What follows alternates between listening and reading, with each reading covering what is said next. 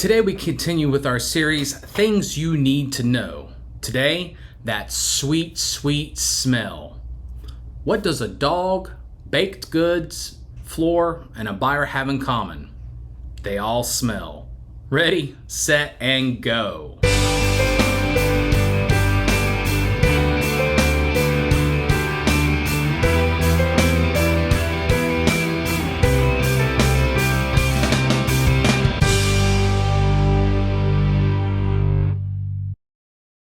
Hi everybody, Paul Trogdon as always with Sweet Tea Realty powered by Caldwell Banker Seacoast Advantage. Do me a favor, subscribe to my channel, like this video, comment, and tell me what your favorite smell in a house is. And do all those other things of bells and notifications that you're supposed to do. And I thank you very much for that. Now, as we continue our series, Things You Need to Know, today we're going to be talking about smells, especially whenever it comes to selling your home. Now, whether smelling with your nose or just smelling good, we can be nose blind. It is a real thing. So let's discuss that for a second. Now, if you have animals, cats and dogs, it is very quick and easy to go nose blind. Now, with cats, litter box or whatnot, you can easily take care of that by making sure that that's out in the garage or outside whenever you're showing a home. Obviously, you want to keep that clean. As far as dogs go, you want to make sure that your dogs are clean. All right, give them a bath. It's a good thing. Now, I have several dogs and several cats with my daughters. So it's kind of hard, especially with beagles, because they don't like to smell clean. I'll go and tell you, it can be a real problem trying to keep the house smelling good. So whenever it comes to time to sell a home, think about the carpet, all the wiggling that the dog does on the floor and whatnot. So think about that for a second. Your curtains, maybe even. If you still smoke, that might be inside. You might need to wash your walls. But think about the smell whenever a buyer walks in. What are they smelling? So we want to make sure that everything's clean. Whenever it comes to the curtains, wash them. Wash down the walls. Whenever it comes to the carpet, if the dogs made messes and whatnot, it might behoove you to go ahead and replace the carpet.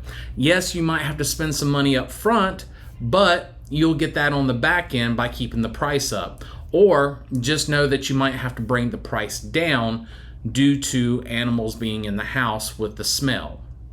Now, for showings, whenever it comes time to that, once we've done everything that we can do, and as much as we can do, what might not be a bad idea is to put some food smells out there. Now, I wouldn't necessarily try and find fake brownies, but you know what?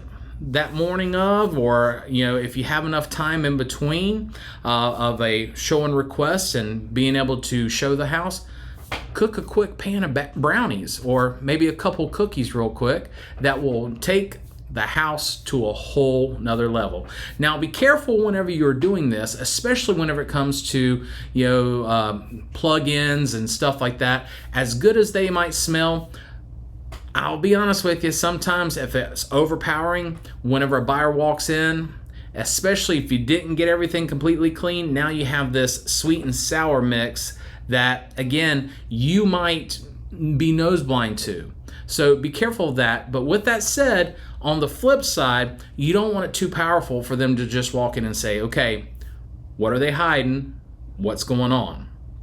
So I'm not saying don't use that, but be careful. And then on the other side of that, as a buyer walks in, for some buyers, they might be sensitive. So you don't want too many of those going anyway.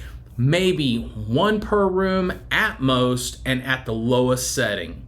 So those would be some suggestions, but a lot of people talk about all the floral smells and just how it's overwhelming whenever you look at plugins. So be careful of that. And again, if you have the time, cook some baked goods. Fresh bread is always a great thing. Like I said earlier, brownies and cookies.